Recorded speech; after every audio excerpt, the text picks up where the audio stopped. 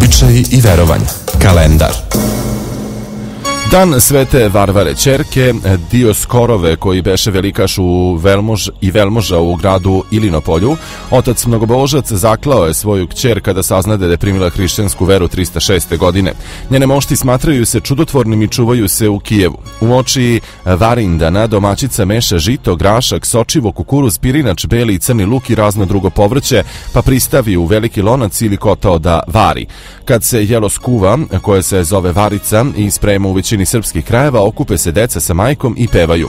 Varila se varica, Savica se hladila, Nikolica kusa, majka mu se busa, kozica se kozila, okozila kozice, da tor bude puniji, ovčice se jagnjile, krave nam se terile, kobile se ždrebile, dobro ždrale, sokole, nekih momci igraju. Ukućani jedu varicu za ručak i za večeru, a jedan deo se ostavi za stoku. U Popovom polju varicu prvo svečano nose stoci, a jedan deo ostave pa nose za Božić ponovo stoci. Od Varindana do Božića nije dobro sanjati. Ako neko sanja, onda o tome ne govori nikom, niti se snovi tumače. Ko sanja i dira garave sudove, te zime će mu vuci stoku napadati. Običaji i verovanja. Kalendar.